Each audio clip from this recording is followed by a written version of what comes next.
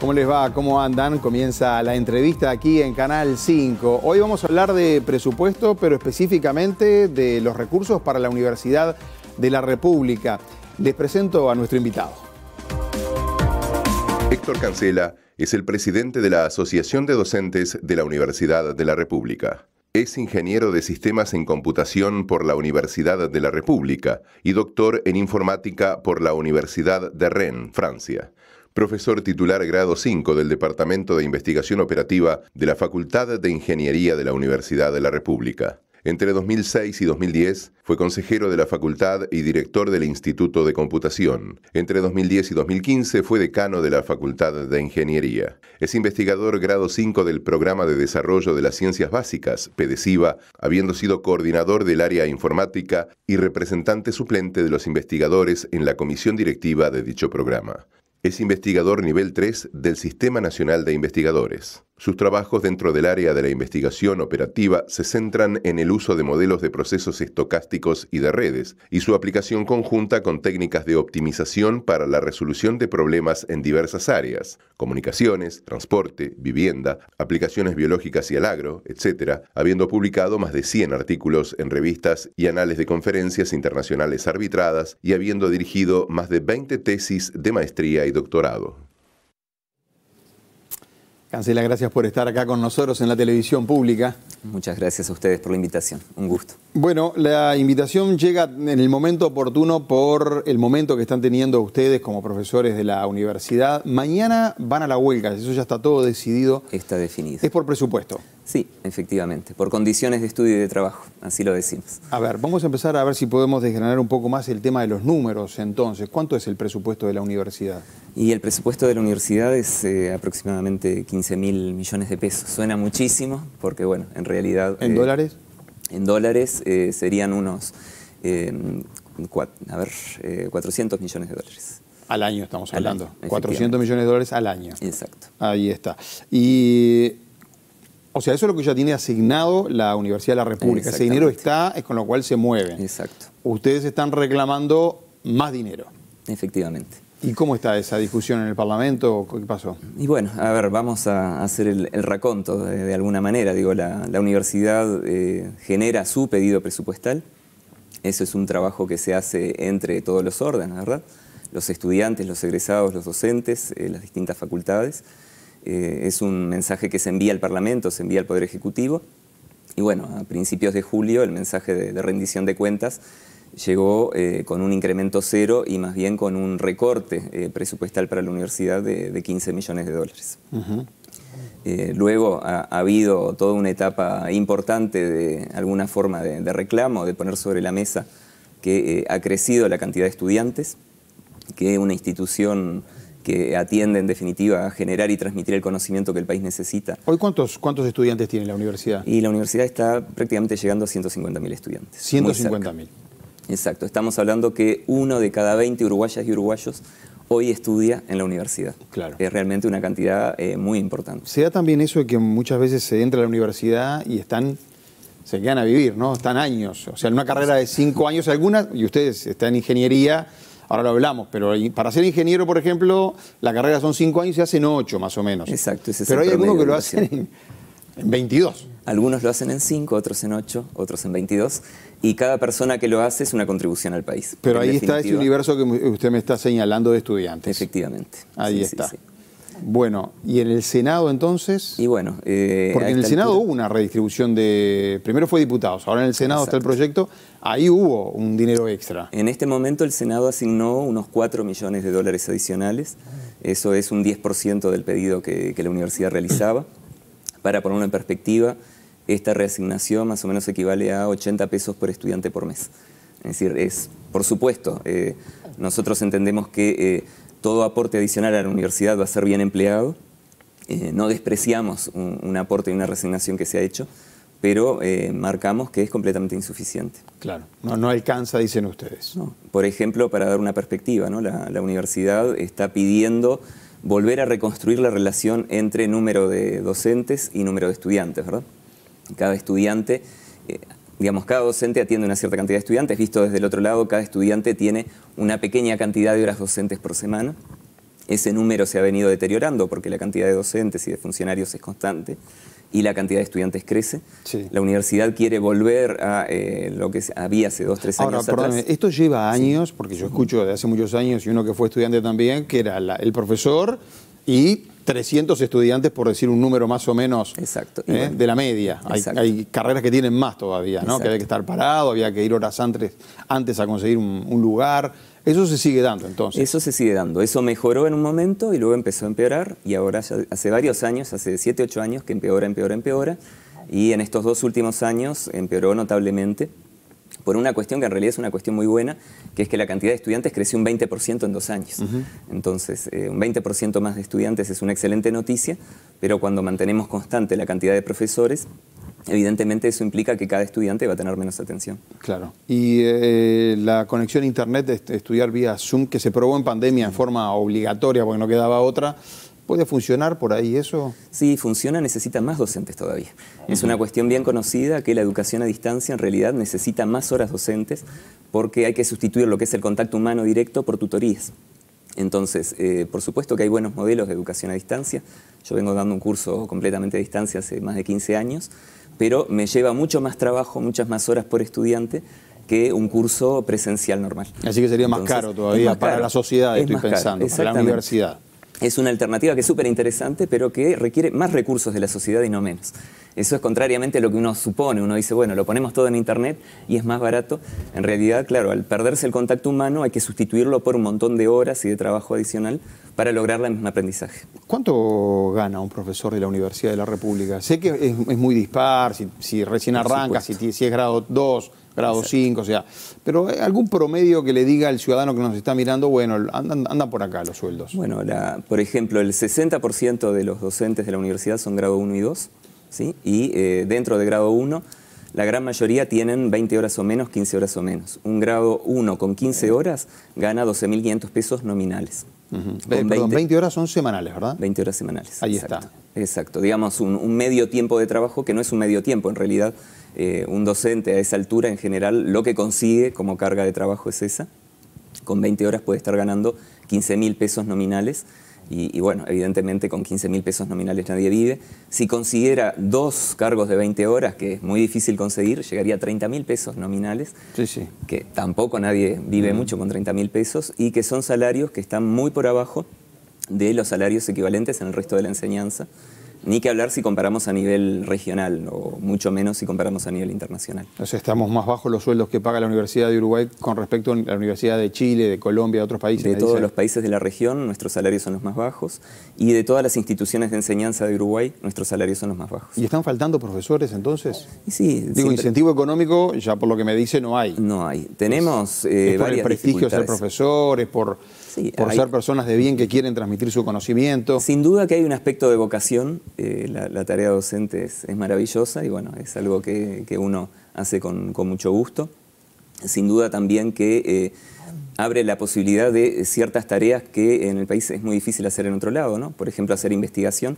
En Uruguay, lamentablemente, no hay demasiada cantidad de lugares donde hacer investigación y es una tarea también realmente muy gratificante y que engancha directamente con la enseñanza. ¿Las universidades privadas hacen investigación también o está más bien concentrado en lo público la investigación? Y la investigación en Uruguay, el 80-85% está concentrado en lo público. No quiere decir que las privadas no tengan algunas líneas de investigación.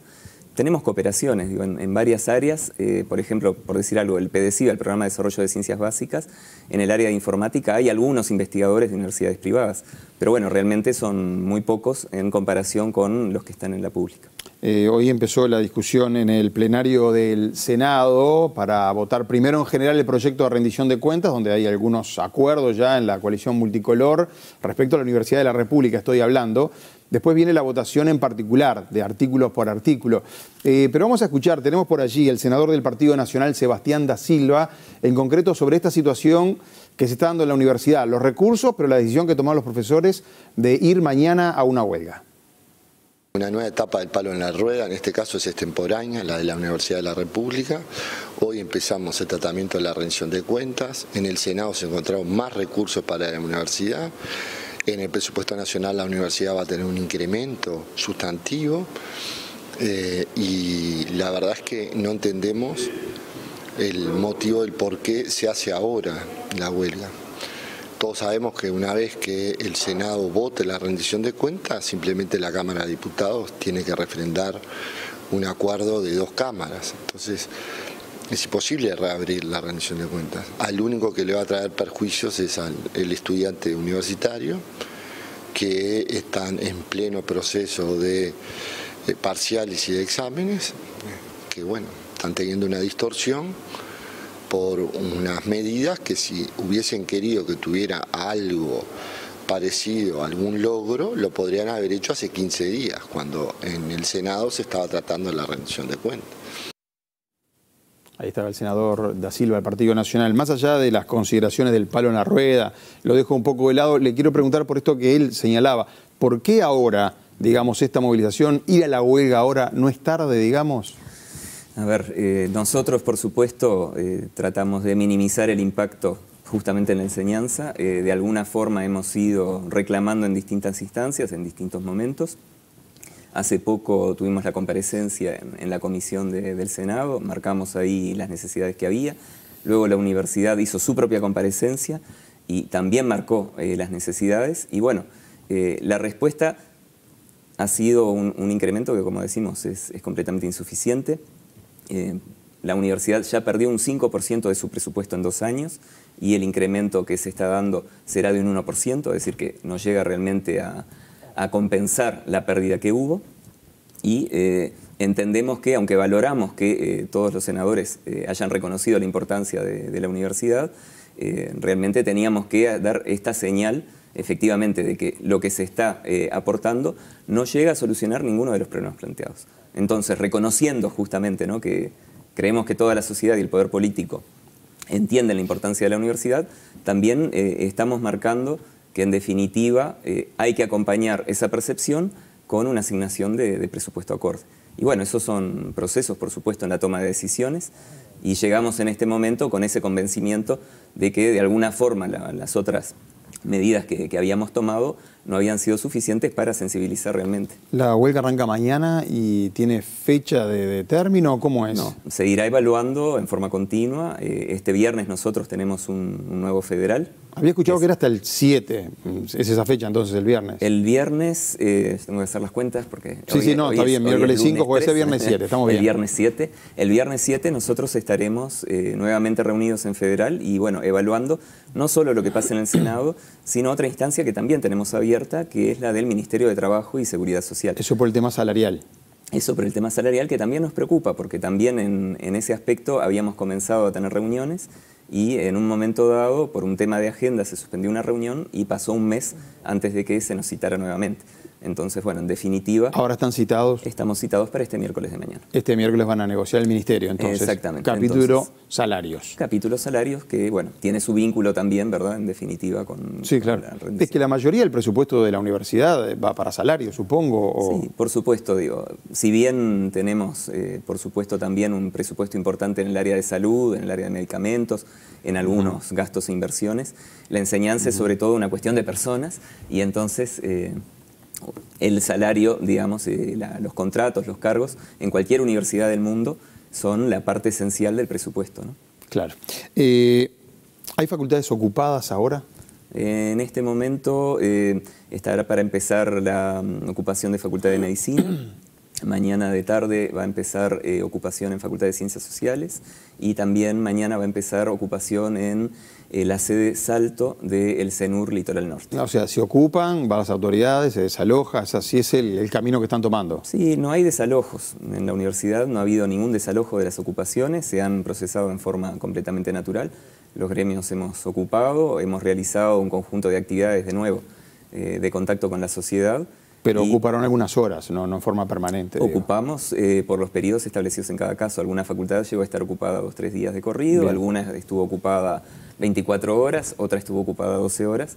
Es decir, han sido ocupaciones a término y rotativas, de nuevo, ¿no? En esta preocupación de comunicar la situación, pero no ocasionar un perjuicio demasiado grande en ninguna facultad en particular. ¿Los estudiantes sienten que lo están estudiando, que lo están apoyando a ustedes en este momento de de la batalla que están dando? Sí, nosotros entendemos que sí. Las actividades que los docentes venimos tomando han sido todas coordinadas y discutidas intergremialmente. Desde el 1 de julio, llamamos a conferencia de prensa para justamente denunciar la situación que había en la rendición de cuentas, y fue una conferencia de prensa con participación de la FEU, de AFUR, la Federación de Funcionarios de la Universidad, y de UTHC, los funcionarios del Hospital de Clínicas, además de los docentes. Y bueno, de ahí en más, permanentemente hemos estado en contacto. En este momento, la FEU tiene su federal, define sus medidas, y por eso mañana a las 8:30 vamos a tener una conferencia de prensa para hacer una valoración conjunta y definir las actividades de la semana en conjunto entre todos los trabajadores. Porque más allá de cuestiones de justicia, digamos, o no, según de qué lado se quiera interpretar, los estudiantes también pierden días de clase, están en periodos de prueba, en algunos casos tratando de no irse a examen. Eso distorsiona al estudiantado, le estoy diciendo, ¿no? Sí. Sin duda hay una distorsión general, ¿no? Una medida de paro, de huelga, se toma como último recurso. La distorsión afecta a todas las actividades de la universidad. Es una distorsión que afecta a la enseñanza, afecta a la investigación, afecta a la extensión.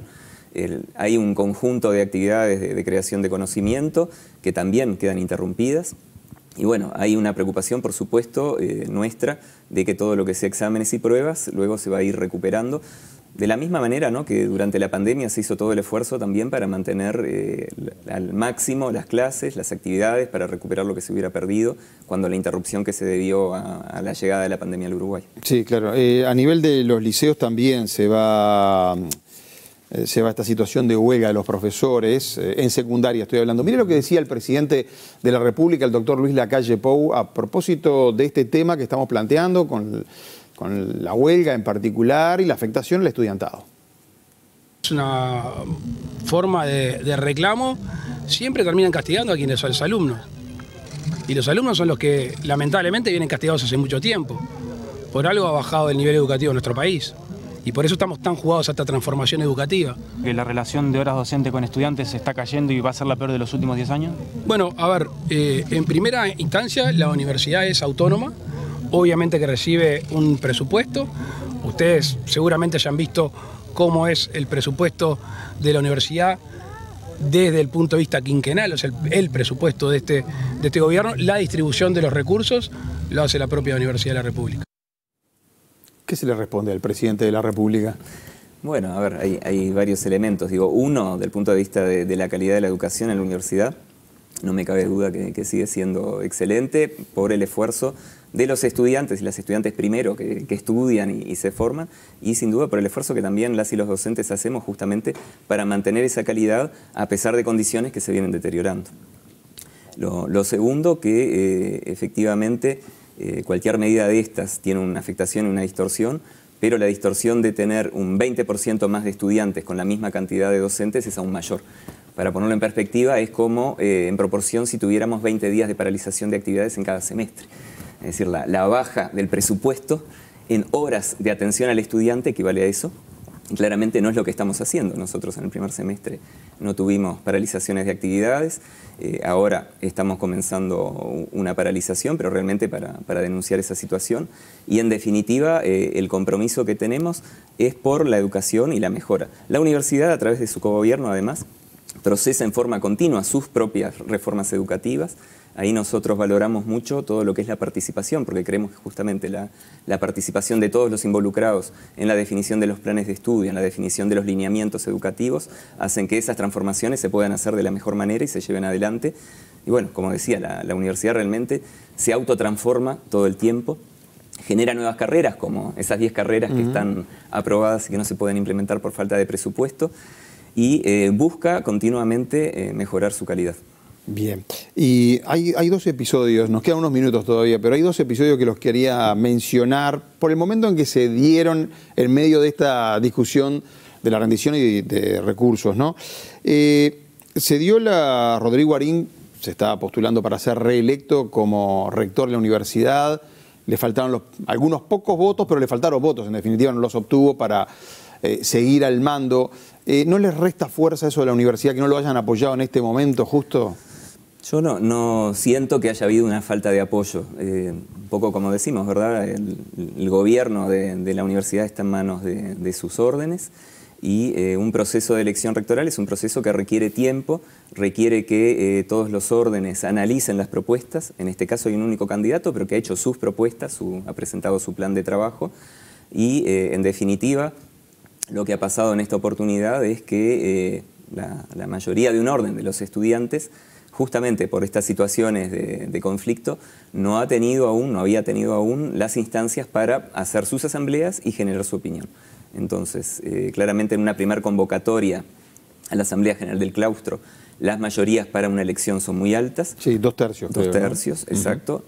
Realmente el profesor Arim tenía un apoyo que rozaba en los 2/3, pero lo que aconteció en definitiva es que las y los estudiantes razonablemente, digamos, están haciendo su proceso, están haciendo su discusión y bueno, en la próxima convocatoria llegarán con una opinión y se procederá a una elección, digamos, con el tiempo y la opinión formada de todos los participantes. No, está bien, yo mirándolo de afuera me decía, capaz que teniendo un rector con el respaldo suficiente, esos 2/3, creo que eran 75 votos y Arim tuvo 72, pero bueno, no alcanzó. Entonces entran ustedes a esta negociación sin el rector, como quien dice, ¿no? Pero era un comentario mirándolo de afuera. El otro episodio que hubo fue en la Facultad de Ciencias Sociales, que llamó mucho la atención a la población en general, ¿no? A ver si lo podemos ir repasando. Hay una foto por allí que la podemos ir poniendo en pantalla. Ahí se ve a Val Flores, es una activista argentina, un seminario académico de género y diversidad sexual que en un momento, bueno, queda semidesnuda, se quita, digamos, la remera o la camisa, queda con el dorso descubierto. Y allí enseguida aparece este tuit, por ejemplo, de otro senador que tenemos acá, si lo podemos ver, de Guido Manini Ríos, a propósito de ese hecho en particular. Recordemos esto en el medio de la discusión presupuestal. Ahí está lo que dice el senador líder de Cabildo Abierto, actividad en la Facultad de Ciencias Sociales, a cargo de una activista argentina, maestra, escritora, activista de la disidencia sexual, lesbiana, chonga, pro sexo, feminista. Estoy leyendo de lejos. ¿Se justifica usar los recursos de la universidad en bancar a estos degenerados? Este episodio, ¿cómo lo toma usted? ¿Es contraproducente en este momento? Sí, a ver, creo que es muy anecdótico. Claramente en distintas áreas, ¿verdad? De alguna forma hay experimentación en lo que es los límites, ¿verdad? De la persona, del relacionamiento, de lo que es el cambio social. Yo realmente lo veo como algo muy, muy marginal. No sé bien qué quiere decir bancar a degenerados y no sé quiénes son los degenerados en ese caso. Bueno, bancar por el lado que se hace con presupuesto de todos, en el sentido del presupuesto de la universidad es de la sociedad, digamos. Por supuesto, ¿no? Esto es una visita académica, ¿verdad? No es un sueldo, no es una persona que esté financiada por la universidad de ninguna manera. Por supuesto, en una actividad académica, parte de lo que hay es libertad de cátedra y de expresión. Entonces, en definitiva, cuando uno invita una serie de personas de distintos lados del mundo a discutir algún aspecto, cada uno de ellos se expresará en su manera. Entendemos que esto realmente, un poco lo que decía, ¿verdad? Es una actividad completamente puntual y entiendo, a mí también me podría chocar, digamos, pero creo que de alguna forma eso refleja justamente lo que se busca, ¿no? Es decir, de alguna manera desestructurar la percepción de lo que es el cuerpo, de lo que es la vinculación con otras personas. Y bueno, no entiendo, no veo, digamos, que la universidad esté dedicando recursos específicamente a esto como un tipo de actividad. Para aclarar ese punto, ahí me voy a los colegas del diario El País, en este caso, que trabajaron en profundidad esta nota en particular. El País informó que el alojamiento y los pasajes de Val Flores, esta activista argentina, bueno, se pagaron con fondos concursables destinados a los espacios de formación integral.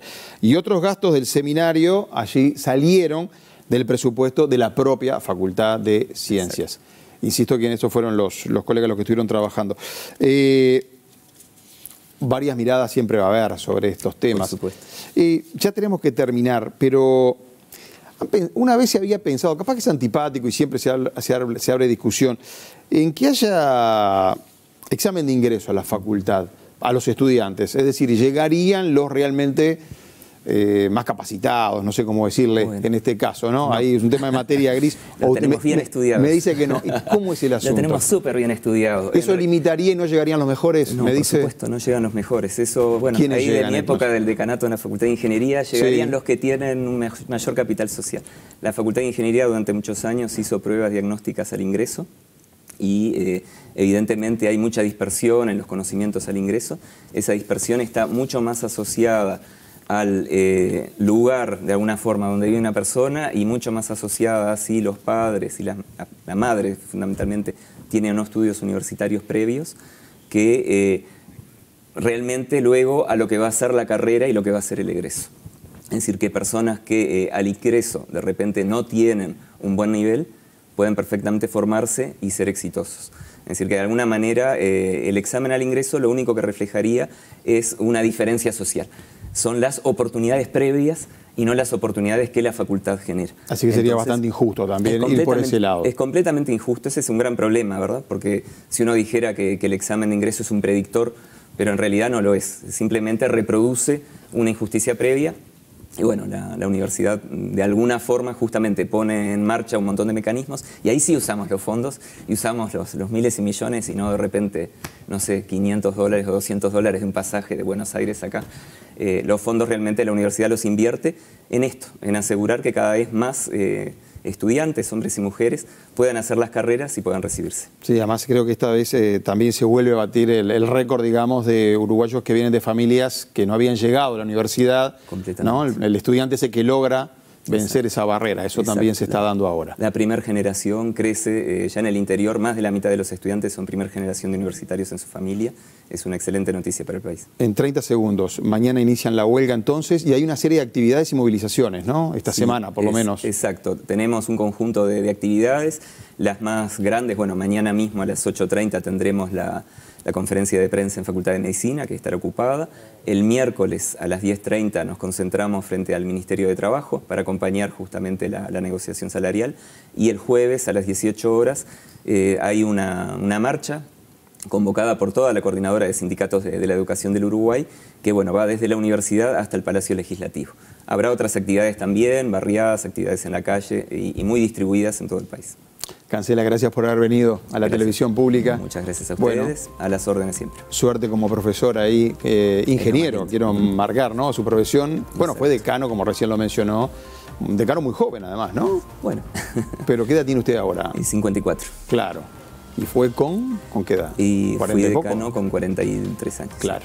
Sí, sí, efectivamente. Gracias por haber venido, de verdad. Muchas gracias. Muy amable. Amigos de ustedes también, me despido. Han sido más que amables. Buenas noches, gracias.